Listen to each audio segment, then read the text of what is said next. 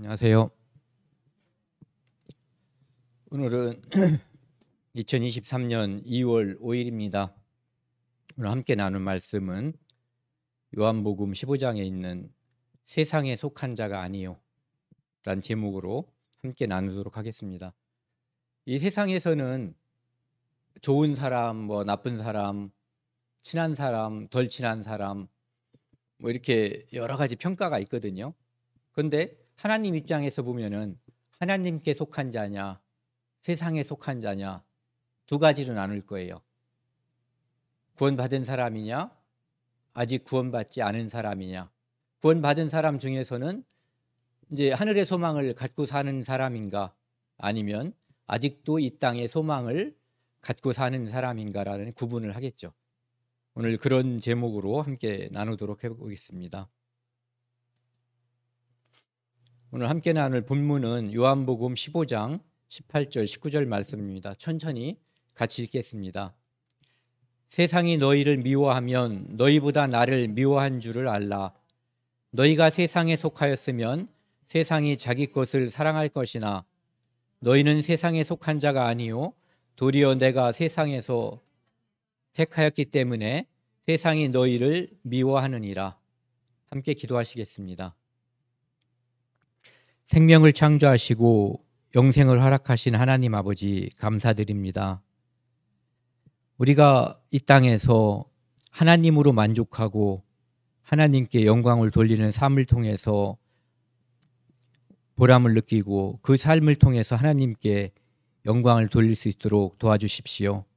소중한 것을 잃기 전에 그 소중함을 깨닫게 해주시고 언제나 하나님과 함께함으로써 만족하는 저희들 될 수 있도록 도와주십시오.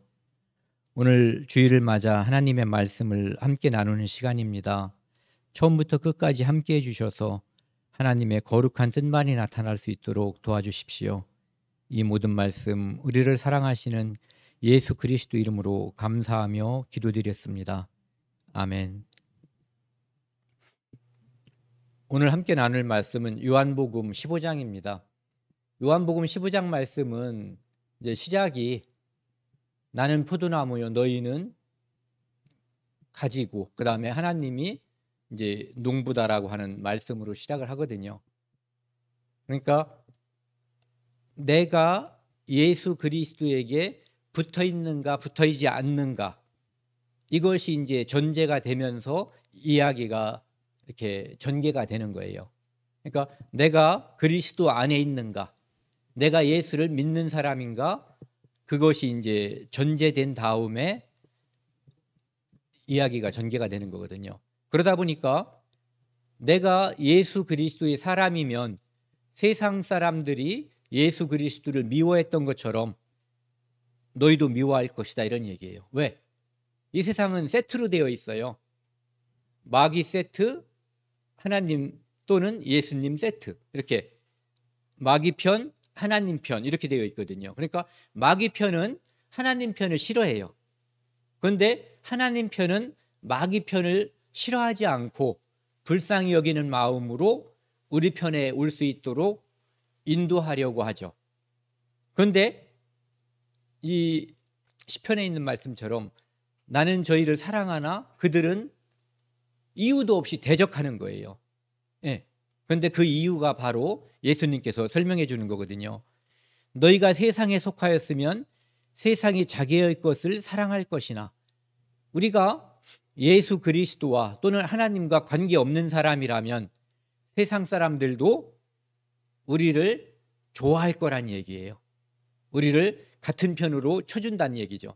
그런데 우리가 그들과 같은 편이 아니라고 하는 것을 우리가 스스로 나타내든 나타내지 않든 그들은 알고 있어요. 그런데 하나님께서는 우리를 그것을 나타내라고 그러잖아요. 빛과 소금이 되라고. 그것은 구별되고 그들 앞에서 너희와 나는 다르다, 그래서 우리가 교만하다는 것이 아니라 하나님 앞으로 인도하기 위한 그 사랑을 보여줘야지 되는 거거든요. 그런데 너희는 세상에 속한 자가 아니요 도리어 내가 너희를 세상에서 택하였기 때문에 세상이 너희를 미워하느니라.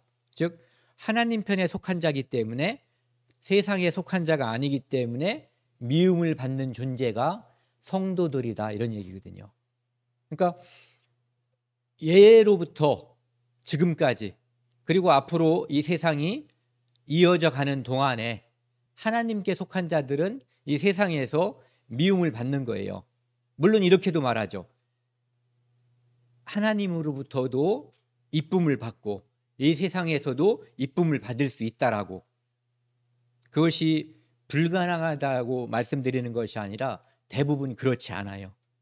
하나님 편에 분명히 속해 있으면 세상은 그를 이유 없이 가장 착한 사람이고 가장 사람들에게 선행을 베푸는 사람이어도 미워하게 돼 있는 것이 이 세상의 법칙이에요. 그래서 미워하는 이유는 그들이 설명을 못해요. 그런데 결국은 예수님의 말씀을 빌자면 세상에 속한 자가 아니기 때문에 예수 그리스도에게 속하였기 때문에 포도나무에 붙어있기 때문에 그들은 이질감을 느끼는 거예요. 신발에 그 요만한 모래 같은 거 들어있으면은 샌들 같으면은 금방 빠져나가겠지만 내가 무슨 이유로 신발을 벗지 못하고 계속 앞으로 나아가야지 된다면은 환장하겠죠. 이를테면은 100m를 뛸 때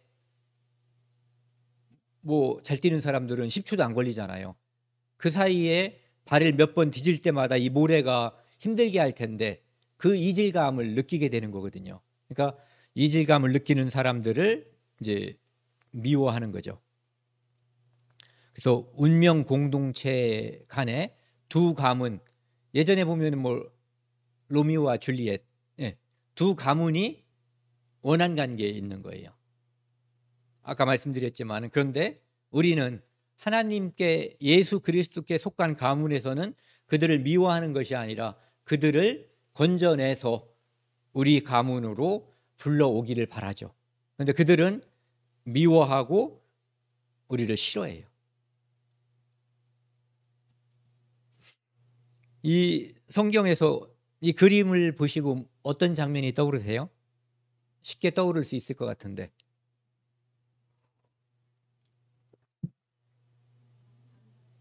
안 보여요?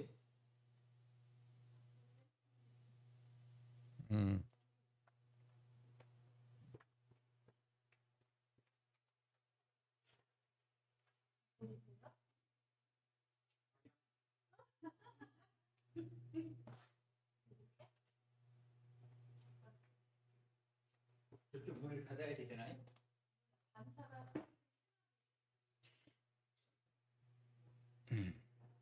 한번 내려보셔요.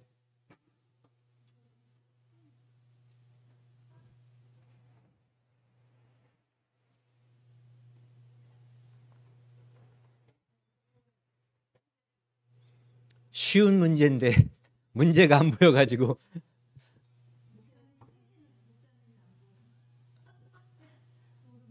아니 누가 안 보여요? 이번엔 또 네.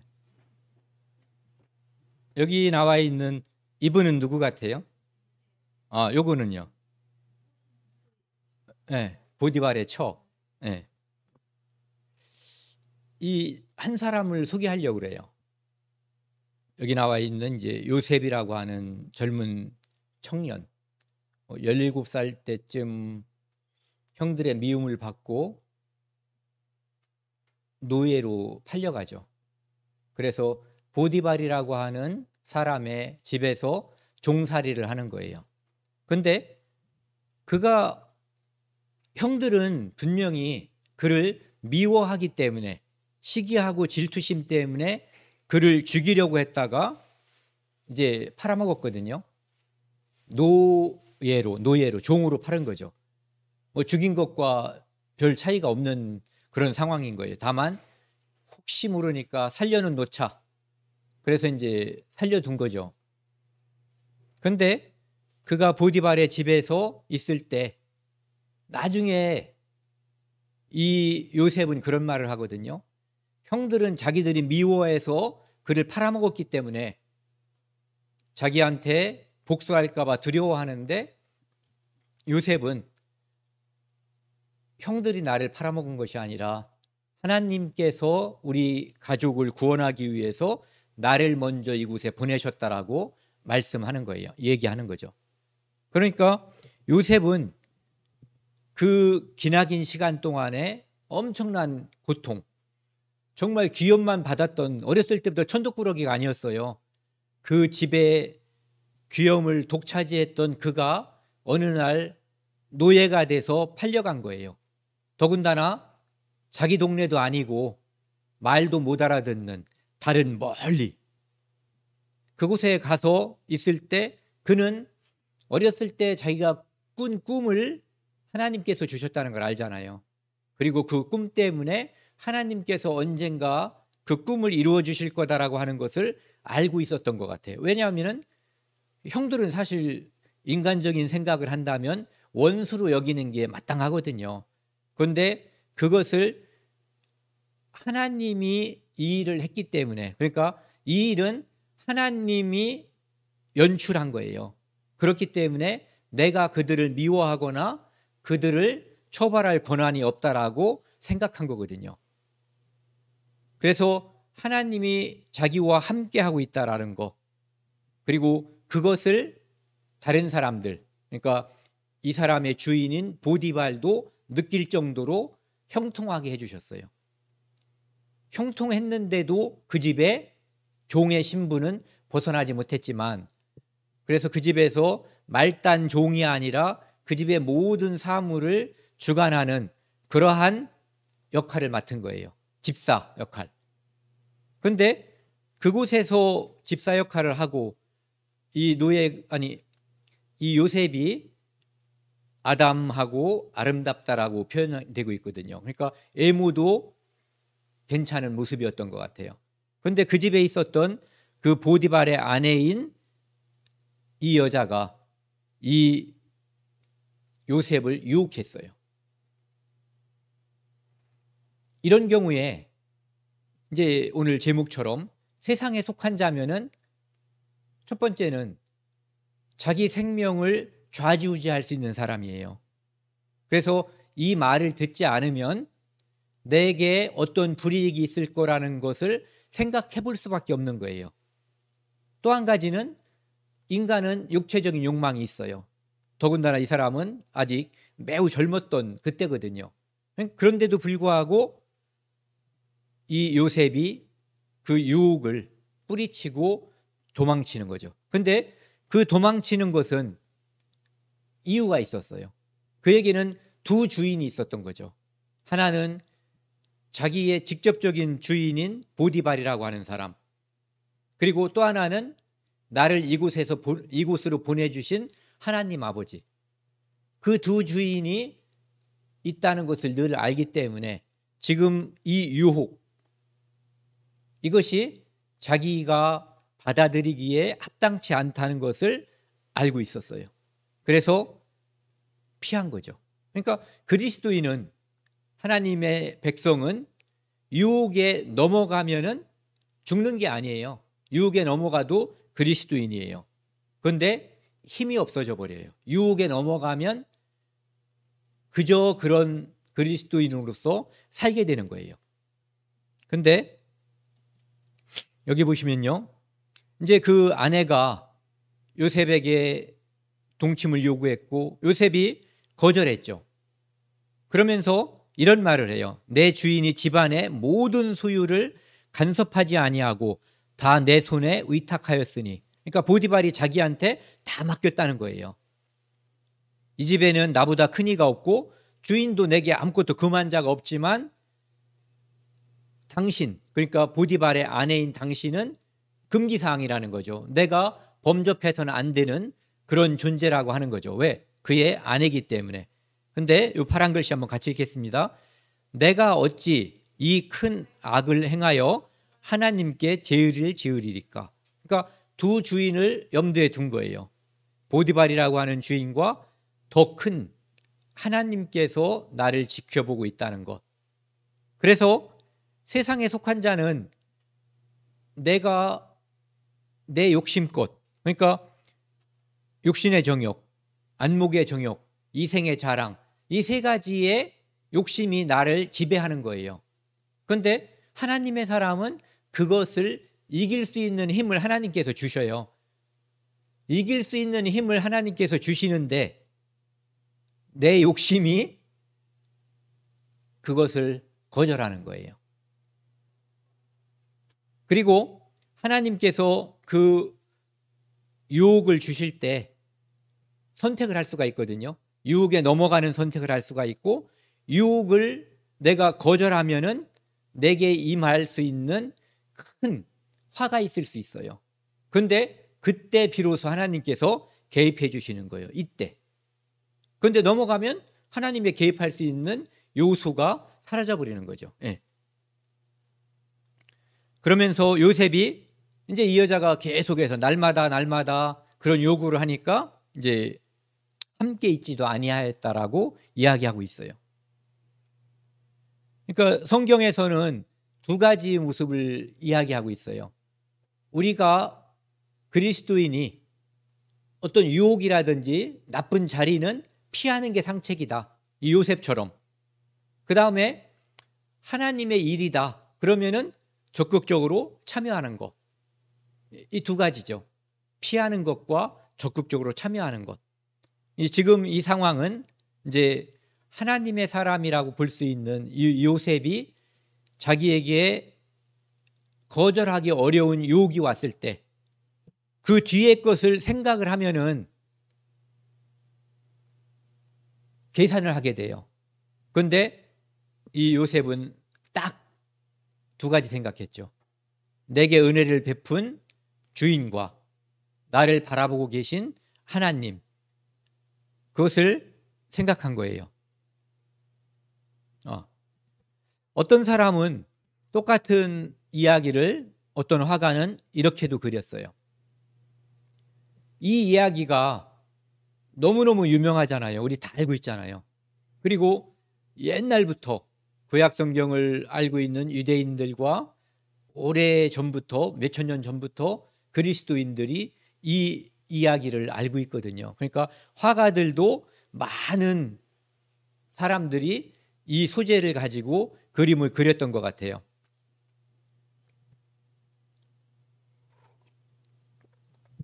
그리스도인들이 이렇게 잘못된 길로 넘어가는 이유 중에 하나는 핍박이 있고 또 하나는 유혹이 있어요.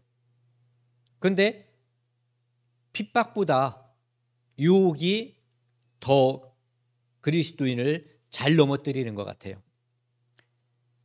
그리스도인들을 그렇게 핍박했던 로마 시대에 엄청나게 많은 그리스도인들이 자기 목숨을 내놨어요. 죽으면 죽으리라 하고 믿음을 지켰단 말이에요.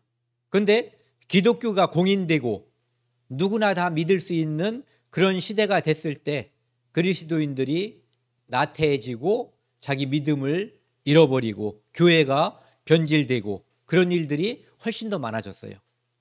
그러니까 예전에 제가 직접 들은 얘기는 아닌데 북한 지하교회에서 있다가 이제 중국을 경유해서 한국에 온 어떤 그리스도인이 그러더래요. 우리는 그곳에서 이 성경을 함부로 읽을 수도 없잖아요. 걸리면 죽으니까. 그래서 목숨을 걸고 남한에 왔는데 남한에 듣기에는 신앙의 자유가 있고 수많은 그리스도인들이 있다고 들었는데 와보니까 엉망이더라는 거죠.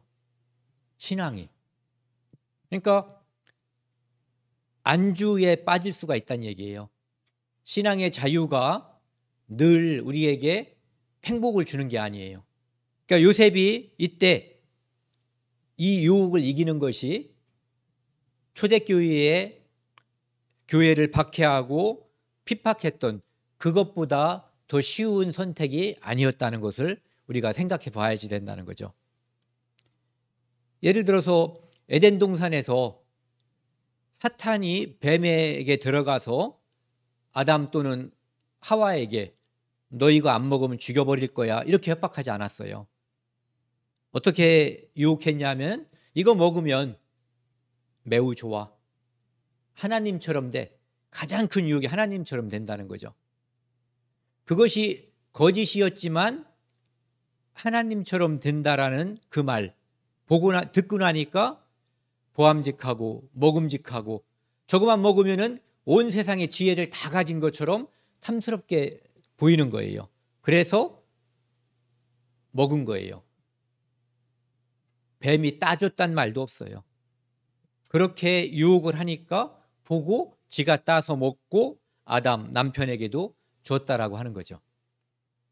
그러니까 그리스도인이 사는 데 있어서 핍박보다 더 무서운 것이 유혹이에요. 자유고. 그러니까 하나님께서, 저는 어제 이제 어떤 분하고 교제를 하면서 그런 얘기를 같이 했었어요. 사람들은 우리가 자녀들한테 자유를 주잖아요. 그 아이한테 뭐 공부하라고 얘기할 수도 있고 열심히 하라고 말할 수도 있지만 억압할 수는 없는 거예요. 너 몇 시부터 몇 시까지 자면 안 돼. 뭐 희추리 들고 지켜 있고 눈 감으면 뭐 위로다가 지켜 올리고 이럴 수는 없는 거거든요.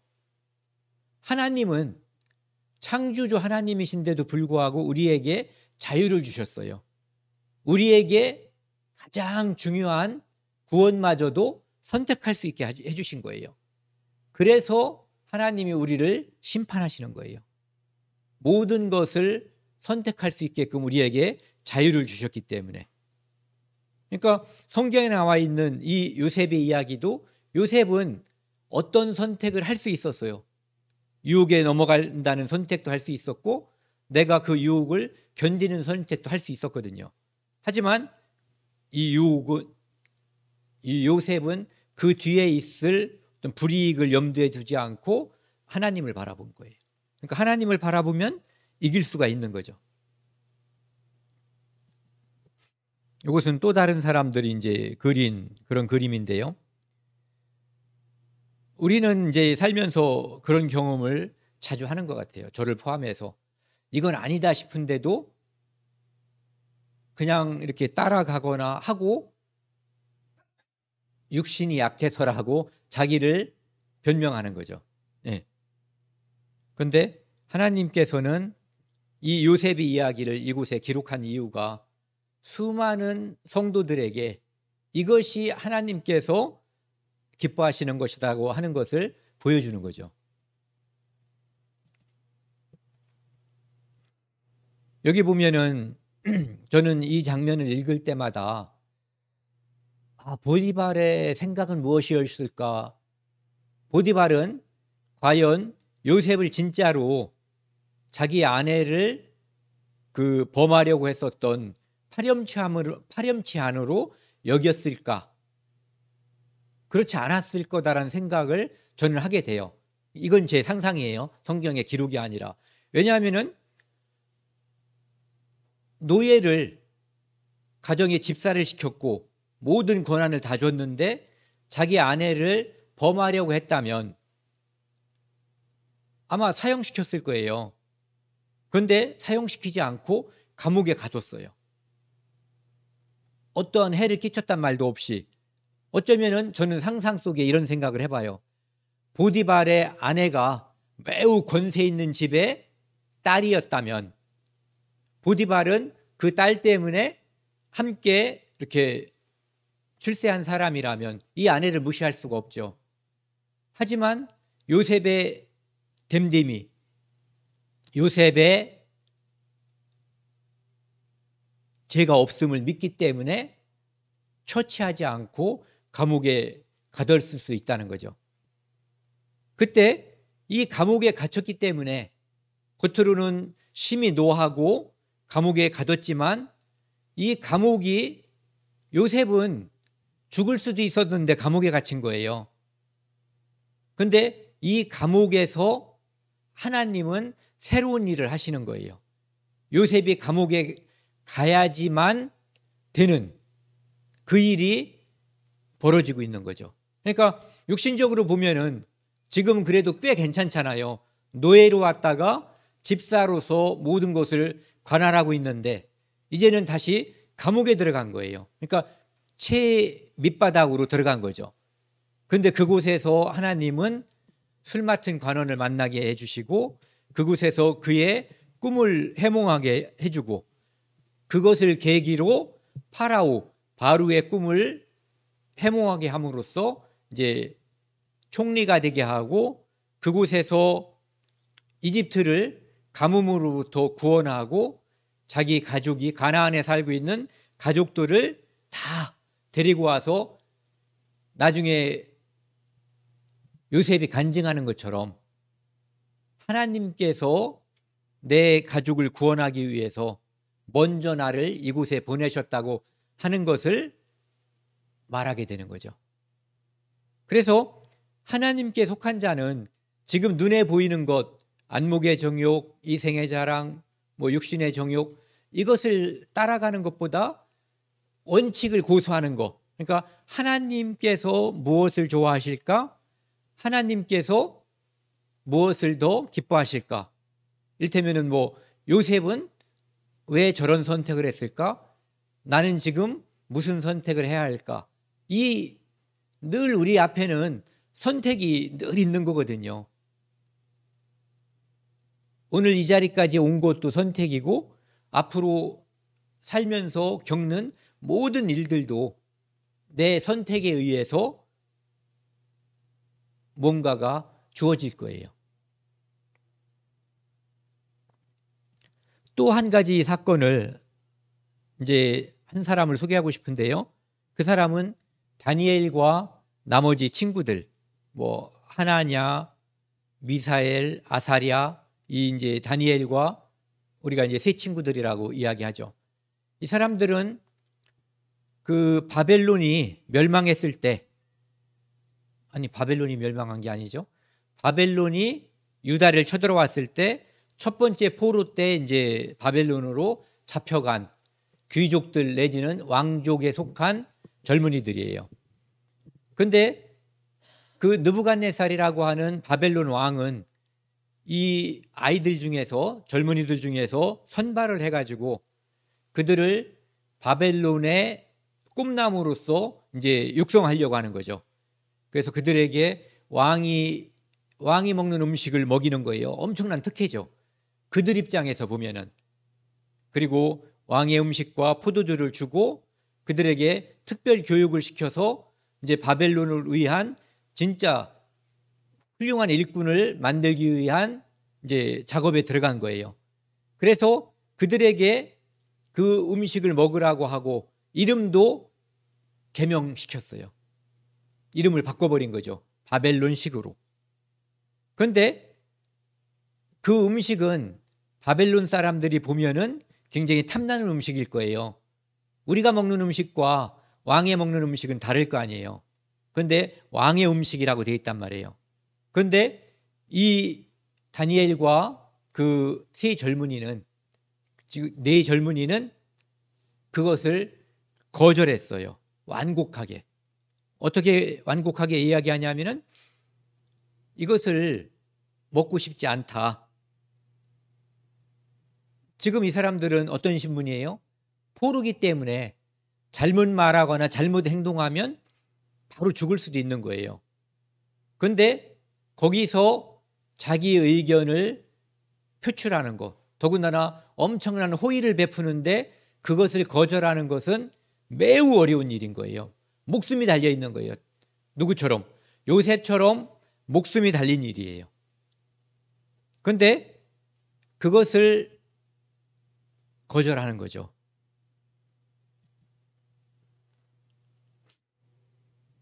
뭐라고 얘기하냐면은 내가 열흘 동안 그 왕의 진미, 왕의 음식을 먹지 않고 채식을 열흘 동안 먹어서 그것을 먹음으로써 혹시라도 우리가 다른 사람들, 왕의 음식을 먹는 사람들보다 얼굴이 더 이렇게 초췌하거나 기름지지 않으면 당신의 요청에 따르겠다. 이것은 채식을 먹어도 자기들이 하나님을 믿고 의뢰하기 때문에 하나님께서 우리들에게 그러한 모습을 줄 것이다라는 확실한 믿음이 없으면 조건으로 걸 수가 없는 거예요. 그러니까 이 환관장이 이제 그 다니엘과 그 세 친구들을 관할하고 있는 그 환관장이 나도 왕 밑에 있는데 왕이 시킨 일을 내가 함부로 그렇게 안 하면 되겠냐 이거죠. 그래서 나는 왕을 두려워한다. 그러면서 너희들 때문에 나도 그 다음에 너희들도 위태로워질 수가 있다라고 이제 이야기하는 거죠. 그럼에도 불구하고 이제 아까 말씀드린 것처럼 그 다니엘이 그런 조건을 걸고 하나님께서 우리가 무언가를 하나님을 위해서 걸면은 하나님이 그때부터 섭리하시는 거예요. 우리가 하나님을 믿는 믿음으로 무언가를 걸면 하나님은 역사해 주셔요. 내가 두려워서 그냥 넙죽 받아 먹어버리면 하나님이 거기에 역사하지 않아요.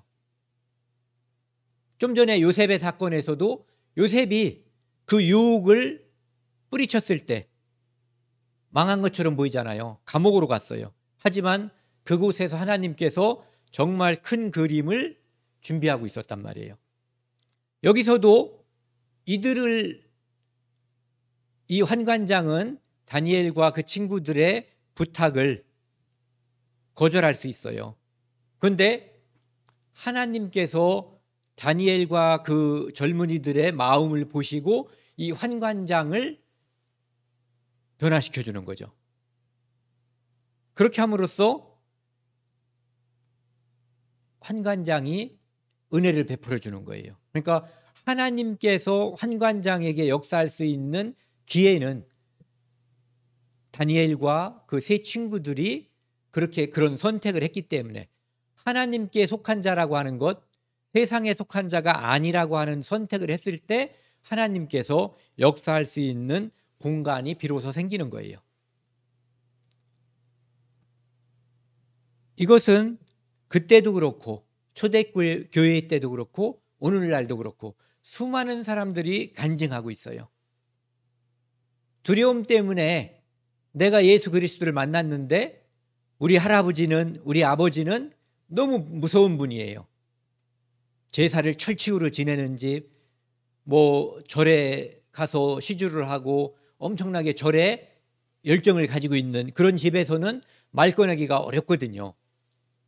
그리고 한국 사람들은 마귀가 준 그 말을 신봉하고 있어요. 한 집안에 두 종교가 있으면 망한다고. 그래서 말 꺼내기가 어려운데 하나님을 믿고 의지하면서 기도하면서 말을 꺼내면 신기하죠? 그 부모님이, 그 할아버지가 나를 내쫓고 용돈도 안 주고 그냥 너는 이제부터 오늘부터 내 새끼가 아니야 라고 말할 줄 알았는데 놀라운 일이 벌어지는 거예요. 그게 어떤 일이냐면은 하나님께서 그 믿음을 보시고 역사해 주시는 거예요. 네. 그 하나님께서 역사할 수 있는 그 틈을 우리의 선택이, 우리가 세상에 속한 자가 아니라 하나님께 속한 자라고 하는 것을 보여줌으로써 하나님께서 역사해 주시는 거예요. 여기 있는 이 그림은요, 좀 전에 말씀드린 그 다니엘과 세 친구가 있었는데 다니엘은 중앙정부에 있었고 이 세 친구들은 지방정부에 있었어요. 바벨론에서. 그런데 바벨론에서 그 두라 평지라고 하는 곳에 60규빗 되는, 그러니까 오늘날로 말하면 대략 한 30m 정도 되는 커다란 이런 금신상을 만들어 놓고 왕의 모든 신하들에게 여기에 절하라고, 엎드려서 절하라고 하는 이제 명령이 내려지는 거예요. 이 명령은 따르지 않으면 그들에게 임할 수 있는 선택지는 딱 하나밖에 없어요. 죽음. 죽음을 각오하지 않으면 여기에 절을 해야지 되는 거예요. 그래서 이제 음악이 연주가 됐는가 봐. 옛날에는 그 악기가 연주가 되니까 이제 모든 사람들이 여기에 쫙 엎드렸죠. 여기 그림을 보시면은 하나, 둘, 셋. 유대에서 잡혀왔던 다니엘의 3명의 친구들은 엎드리지 않았어요. 다른 사람들은 무릎을 꿇고 이 우상에게 절을 했는데, 그러니까 발칵 뒤집힌 거예요. 사람들이 이 사람들을 데려다가 왕에게 이제 신고한 거죠. 느부갓네살 왕에게. 그러니까 느부갓네살은 이 젊은이들을 아끼는 마음이 있었어요. 그러니까 이제라도 너희가 절하면 용서해 주겠다 이거예요. 다른 사람들 같으면 그냥 바로 처형을 했을 수도 있어요. 그런데 얘들은 왕의 제목으로 키우는 아이들이잖아요. 그래서 기회를 한 번 더 줬던 것 같아요. 그러니까 다시 한번 기회를 줬는데, 만약에 너희들이 신상 앞에 엎드려서 절하면 좋지만 그렇지 않으면 엄청나게 타는 풀무불에다가 너희를 집어넣어 버리겠다, 이렇게 협박하는 거죠. 죽음 중에서도 불 속에다가 집어넣는다고 하면은 우리가 더 두려움을 느낄 거예요. 그렇죠? 너 수면제 먹고 죽어 이러고보다 불 속에다 확 집어넣는다고 그러면 저로선 더 두려울 것 같아요. 그런데 그러면서 이 왕이 하는 말이, 누가 능히 내 명령을 거역할 수 있고 내 명령에서 누가 능히 너희를 건져낼 수 있겠냐. 그러니까 우리가 이 일에 대해서, 왕이 지금 하는 그 말씀에 대해서 선택지는 하나밖에 없다 이거예요. 뭐냐면은 하나님이 계시다면 우리를 건져낼 것이다. 하지만 그렇지 않다고 하더라도, 여기서 하나님이 계시다는 것은 하나님이 있든지 없든지라는 그런 것이 아니라 하나님께서 개입해 주실 거다라고 믿는 거예요. 하나님께서 이 일에 분명히 개입할 것이다. 그런데 혹시 그렇지 않고 우리를 죽게 그냥 둔다고 해도 우상에게 무릎 꿇고 절하는 일은 없을 것이다. 그러니까 죽이려면 죽이세요, 이렇게 대답한 거죠. 그러니까 느부갓네살이 얼마나 화가 났겠어요. 자기랑 둘이 넷이만 있을 때 얘기했어도 화가 날 텐데, 지금 여기 있는 관료들은 느부갓네살이 한마디만 하면은 죽기도 하고 살기도 하는 그런 사람들이잖아요. 그런데 그 앞에서 나는 죽어도 그런 일은 못한다라고 대놓고 무시해버린 거예요. 물론 이유는 나는 하나님만 섬긴다, 하나님 앞에서만 관절을 꿇을 수 있다라고 말했지만, 이 사람들은 왕의 명령을 거역한 것으로 보는 거죠. 그러니까 결과가 우리가 이제 잘 아는 것처럼 이 느부갓네살이 얼마나 화가 났냐면은, 평상시에 누군가를 처벌하거나 아니면 풀무불이 있었는데 그거보다 7배나 뜨겁게 했다고 돼 있어요. 7배. 그러니까 사람들이 그런 말 하잖아요. 누구를 뭐 죽인다 이런 말 할 때 가루를 만들어 버린다고. 그렇게 엄청난 이제 분노를 표출하면서 이곳에다가 집어넣으니까, 집어넣으려고 데리고 가던 아이들이, 이제 부하들이 이제 뜨거워서 타 죽었다는 표현까지 있는 거예요. 그런데 여기다 넣고 나니까 이 안에서 놀라운 일이 벌어진 거예요. 집어넣을 때는 1명, 2명, 3명을 넣었는데 그 안에서 4명이. 그런데 느부갓네살이 보니까 한 사람은 신의 아들, 하나님의 아들처럼 보였다. 예수님이 이 자리에 나타나신 거예요. 이들을 구원하기 위해서. 그리고 그들을 밖으로 끌어냈을 때 그들에게서는 옷이라도 탈 수가 있고, 불에다가 뭔가를 이렇게 끄슬르면 냄새가 나잖아요. 그런데 불에 그슬른 냄새도 나지 않았다라고 돼 있어요. 이것은 무슨 말씀이에요? 하나님께서 완벽하게 보호했다는 거죠. 우리 구원받은 사람이 하나님 나라에 천국 가는 것은 바로 이런 거예요. 완전하게 보호하시는 거예요. 애굽에서 이끌어낸 이스라엘 민족을 하나님께서 가나안까지 이끌고 갈 때 하나님께서는 그들에게 완전하게 보호해 주셨어요. 먹을 것을 주셨고 늘, 마실 것을 주셨고 늘, 옷도 신발도 헤어지지 않았다고 되어 있어요. 40년 동안 완전하게 하나님께서 보호하셨다는 것을 증명하는 거거든요. 그리고 이 사건도 그들이 하나님을 완전하게 의지하면 하나님께서 완전하게 보호한다고 하는 것을 분명하게 보여준 사례예요.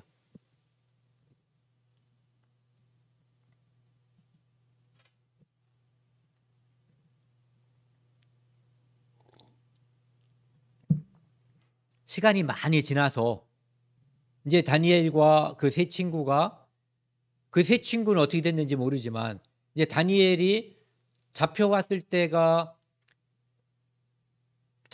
때하고 지금 여기요. 다니엘서 6장 여기는 시간이 60년이 훨씬 더 지난 시간이에요. 그러니까 다니엘이 많이 늙은 거죠. 20살에 왔다면 한 80 이상이 훨씬 넘었을 거고 10대 중반에 왔어도 80세 정도는 됐을 나이가 된 거예요. 그때 이제 이 다니엘이 바벨론이라고 하는 나라에서 고위직에 있었잖아요. 그런데 지금은 바벨론이라고 하는 나라가 망하고 이제 페르시아 제국이 있을 때 페르시아에서 3명의 총리를 세웠는데 그 중에 셋 중에 하나가 다니엘이에요. 그런데 다니엘이 그 세 총리 중에서도 특별한 그 사랑을 받았던 것 같아요. 왕에게서. 그러니까 이제 다른 사람들이, 그러니까 그 고위층 관료들이 페르시아 본토에 있는 사람들이죠. 여기는 누구예요? 예전에 노예로 끌려왔다가 지금 고위직에 오른 사람이잖아요. 바벨론 출신도 그 자리에 있기가 어려울 거예요. 왜냐하면 지금 페르시아 출신들이 그 자리를 대부분 차지하고 있을 테니까요. 하물며 바벨론에서 포로로 잡혀온 사람이 지금 총리 3명 중에 하나 자리에 올라 있는 거거든요. 그러니까 그를 이렇게 시기하고 질투하는 마음이 있는 거죠. 끄집어내리려고 하는 마음이 가득한 거예요. 그런데 다니엘이 너무너무 일을 제대로 하기 때문에 틈을 잡을 게 없는 거예요. 약점이 안 잡히는 거예요. 그러니까 여기 나와 있는 것처럼 이에 총리들과 고관들이 국사, 나라 일에 대하여 다니엘을 고발할 근거를 찾고자 하였으나 다니엘이 돈을 떼먹었는지 일을 대충대충 했는지 누구를 돈 받고 사람을 여기다 꽂아놨는지 이런 일이 전혀 없었던 거예요. 그러니까 아무 근거, 아무 허물도 찾지 못하였으니 이는 그가 충성되어 아무 그릇됨도 없고 아무 허물도 없었음이니라. 그러니까 다니엘이 정말로 흠없는 그리스도인, 흠없는 하나님의 백성 그렇게 생활했던 거예요. 그러니까 이 사람들이 그가 잘못한 것을 가지고 밑으로 끌어내리기에는 이제 방법을 못 찾은 거예요. 그러니까 그들이 이르되 이 다니엘은 그 하나님의 율법에서 근거를 찾지 못하면 그를 고발할 수 없으리라. 그가 하나님을 믿기 때문에 늘 하는 어떤 말과 행동이 있다는 거예요. 율법을 준수한다는 거예요. 율법을 잘 지킨다는 거예요. 그런데 다니엘이 율법을 잘 지키면 분명히 우리 왕이 명령한 것과 상충되는 것, 부딪히는 게 있다는 거죠. 그래서 그걸 찾으면 이 다니엘을 끄집어 내릴 수 있을 것이다라고 생각을 한 거예요. 그래서 다니엘을 이제 그 사람들이 잘 관찰을 하죠. 이미 전부터도 다니엘에 대한 소문을 다 알고 있는 거예요. 다니엘은 어떤 일이 있어도 문을 열어놓은 상태에서 예루살렘, 자기가 지금 한 1500km 떨어진 곳이라고 그래요. 그곳에 다른 나라에 노예로 와 있잖아요. 신분은 지금 총리가 됐지만 잡혀온 거예요. 종으로 잡혀온 거거든요. 그런데 잡혀왔어도 늘 하나님께 하루에 3번씩 기도했어요. 그 소문을 다 알고 있기 때문에 이 부하들이 다니엘을 이제 치기 위해서 왕에게 명령서를 받는 거예요. 어떤 명령? 앞으로 한 달 동안은 어떠한 신에게도 기도하거나 절하면 안 된다. 그래서 그렇게 하면은 사자굴에 집어넣는 걸로 한 거예요. 그래서 그것이 혹시 왕이 마음이 바뀔까 봐 이제 재차 확인까지 받죠. 그리고 다니엘을 관찰하니까 생각했던 대로 자기들의 계략이 딱 맞아 떨어진 거예요. 뭐냐면은 다니엘은 그것이 왕의 도장이 찍혔다고 하는 것, 즉 느부갓네살 왕이나 이것이 아닌 다른 신에게 절하면 사자굴에 집어넣는다고 하는, 죽는다고 하는 것을 알고도 기도할 것이라고 생각을 한 거예요. 그러니까 보니까 진짜 하는 거예요. 그래서 그를 잡아다가 이제 사자굴에 집어넣게 되는 거죠. 왕은 그러고 싶지 않았지만 왕이 이미 만든 명령서가 있었어요. 그래서 그 명령에 따라서 다니엘을 집어넣는데 다니엘의 이 선택이 다니엘이 망하는 길로 간 것처럼 보였어요. 하지만 다니엘이 그 선택을 함으로써 하나님께서 다니엘을 통해서 다리오 왕과 그 수많은 페르시아 사람들에게 이 세상의 진정한 왕은, 모든 것을 주관하시는 왕은 여호와 하나님 한 분뿐이라고 하는 것을 보여주는 거예요. 사자굴에서 다니엘은 전혀 해함을 받지 않고 좀 전에 있었던 그 풀무불, 7배나 더 뜨거운 풀무불에서 다니엘의 3 친구들이 완전하게 보호를 받았던 것처럼 그런 보호를 받게 된 거예요. 그래서 사자들이 멍청한가 해서 다니엘을 모함한 사람들과 그 가족을 집어넣으니까 이 사자가 이 사람들이 바닥에 떨어지기도 전에 덥석 물어서 죽여버리는 그런 일이 벌어졌던 거예요.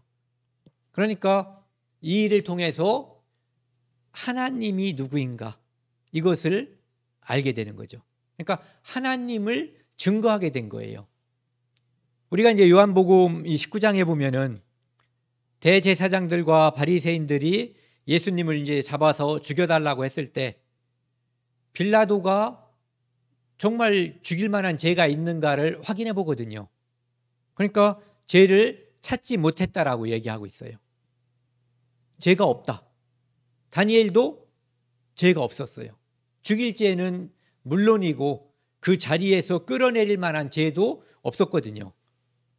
그런데 유대인들이 이제 예수님이 죄가 없기 때문에 빌라도가 예수님을 죽일 수 없다라고 판단을 하니까 유대인들이 우리에게 법이 있으니 그 법대로 하면, 좀 전에 다니엘을 죽이려고 했을 때 그에게서 행정공무원 고위 관료로서의 흠을 잡을 수가 없으니까 그 율법을 통해서 그에게 흠을 잡기 위해서, 율법의 흠이라고 하는 것은 율법을 못 지킨다는 의미가 아니라 율법을 지킬 것이기 때문에 그것이 왕의 명령과 부딪히는 부분을 찾아서 처벌하게 되는 거잖아요.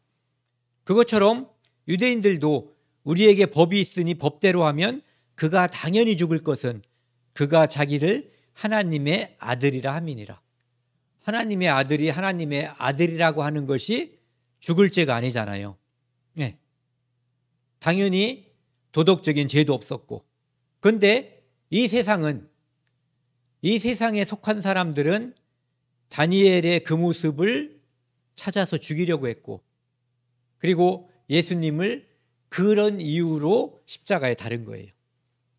그렇기 때문에 이 세상은 우리가 살아가는 동안에 우리가 선하고 우리가 깨끗해도 우리를 공격하는 것은 분명한 사실이에요. 그렇다고 해서 우리가 당하는 공격과 핍박이 늘 그런 것들, 우리가 그리스도인이기 때문에만 받는다면 감사할 일이거든요. 하나님께 영광이 돌아가는 일이죠. 그런데 우리가 행여라도 또는 잠시라도 세상에 속한 모습을 보여서 하나님이 우리에게 주시는 징계를 받음으로써 사람들이 우리를 이렇게 깔보거나 내칠 수가 있는 거거든요. 그러니까 소금이 맛을 잃으면 사람들이 버려서 밟는다고 하는 모습처럼 그렇게도 될 수가 있는 거거든요. 그러니까 그리스도인은 이 세상에서 핍박을 당하는 것은 분명한 사실인데 내가 죄를 지음으로써 또는 유혹에 빠짐으로써 세상 사람들에게 짓밟힘을 당할 수도 있고 세상에 속하지 않기 때문에 하나님께 속하기 때문에 우리가 핍박을 받을 수도 있는 거예요.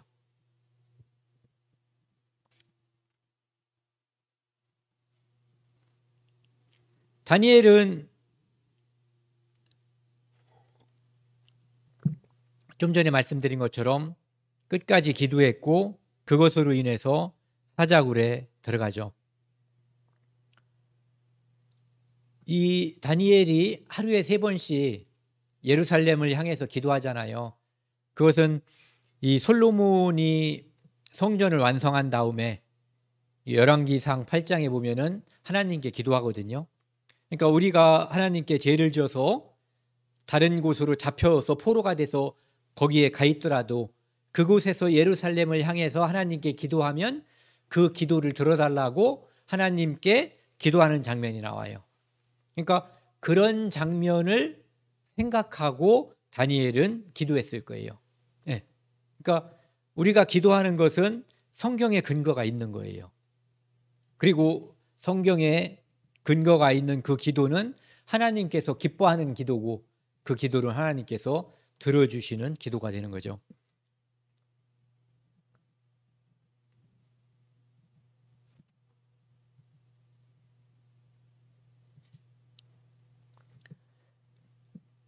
전에도 제가 이제 한번 읽어드렸었는데요. 그 디오그네투스에게 또는 디오그네투스에게 보내는 편지라고 하는 제목의 2세기에 이제 그 당시에 신도들의 삶을 이제 변호하기 위해서 보냈던 편지의 일부거든요. 그들은 그리스도인들이에요. 1세기에 2세기에 살았던 그리스도인들. 아무도 그들을 아는 이 없지만 모두에게 비난을 당한다고 돼 있어요. 거지처럼 가난하지만 많은 이들을 부유하게 하고 그리스도인들은 삶의 터전을 다 뺏기기 때문에 부유할 수가 없었어요. 그 당시에. 그런데 복음을 전함으로써 사람들에게 부유하게 하고 먹을 것도 없는 사람들이 마치 모든 것을 누리는 것처럼 풍족한 사람들처럼 이 세상에서도 살아가는 거예요. 왜? 그들은 세상에 속하지 않고 하늘을 바라보기 때문에 그런 일이 가능했었던 거예요. 사람들에게 치욕을 당해도 그것을 영광으로 생각하고 왜? 거기에 상급이 있을 것이라고 하는 것을 확신하기 때문에 그런 거예요. 모욕을 당하지만 사람들에게 모함도 당하고 모욕을 당하지만 결백함이 증명이 돼요. 맨 마지막에 보면은요. 그럼에도 이들을 미워하는 그 누구도 왜 그들을 미워하는지 자기가 그들을 미워하면서 왜 내가 그를 미워하는지 미워하는 이유를 말할 수 없다는 거예요. 그 이유가 뭐냐 하면은 그들은 세상에 속해 있지 않고 핍박하는 그들은 세상에 속해 있기 때문에 진영이 다른 거예요. 하나는 마귀 편, 하나는 예수 그리스도 편. 그래서 싫어하고 핍박하는 거예요. 그래서 왜 미워하는지 정당한 이유를 찾지 못해요. 아까도 말씀드렸지만 그리스도인들은 이 땅에서 핍박과 박해가 왔을 때 더 잘 견뎠어요. 그런데 유혹이 사람들을 무너뜨리는 경우가 많았어요. 여기 있는 이것이 끈끈이 주걱이라고 하는 거예요. 이곳에 파리나 곤충이 여기서 향기가 나요.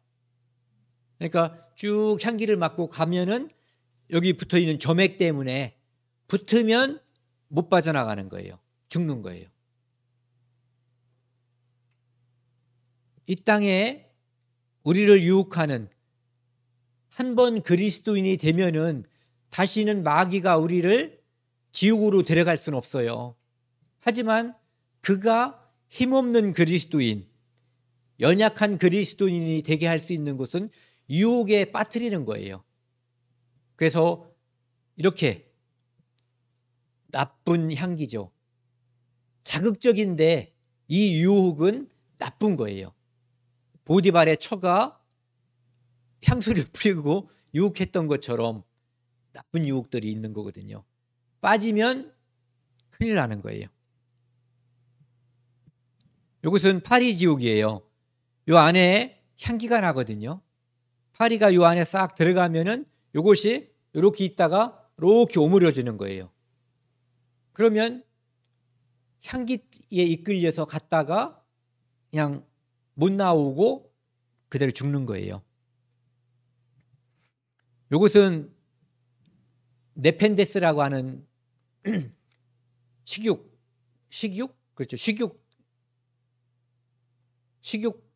식물? 네.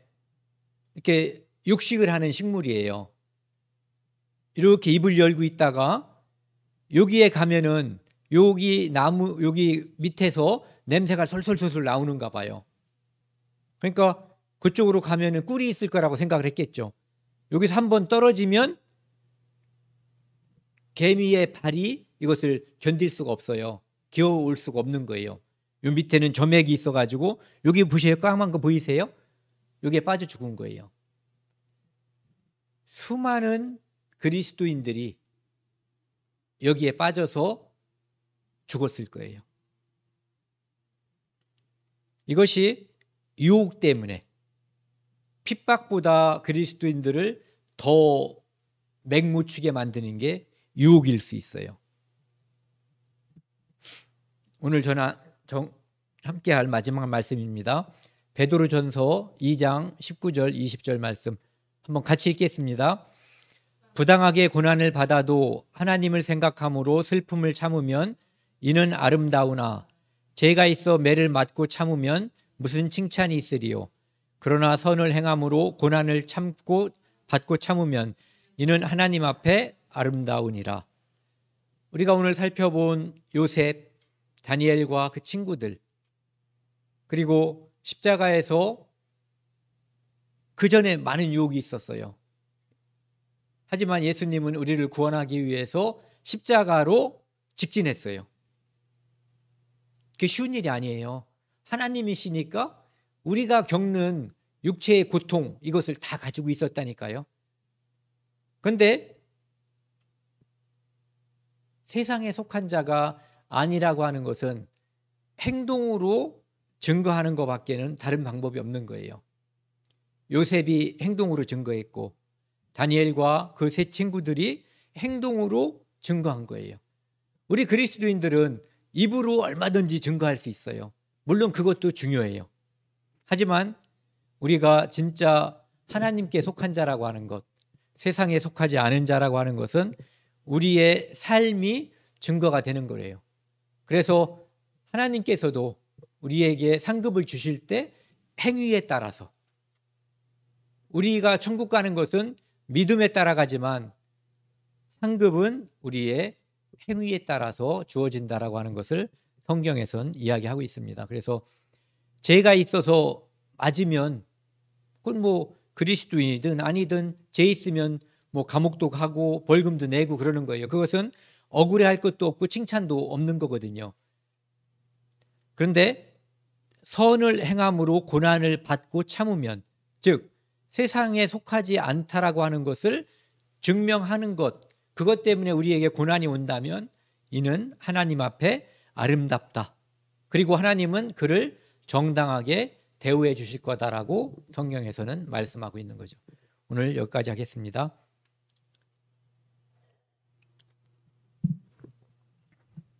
함께 기도하시겠습니다. 하나님 아버지, 감사합니다. 다음 주에 이뤄진 영혼을 위해서 참빛 복음 집회를 합니다. 집회를 통해서 이뤄진 영혼들에게 구원을 받을 수 있는 기회를 허락해 주시고 저희도 하여금 전도하게 해 주시고 기도하게 해주시고 그 일을 하나가 돼서 할 수 있도록 도와주십시오. 이 한 주간도 하나님을 생각함으로써 고난을 참고 세상에 속한 자가 아니라 하나님께 속한 자임을 우리의 삶으로서 증명하는 그 한 주가 될 수 있도록 도와주옵소서. 이 모든 말씀 우리를 사랑하시는 예수 그리스도 이름으로 감사하며 기도드렸습니다. 아멘.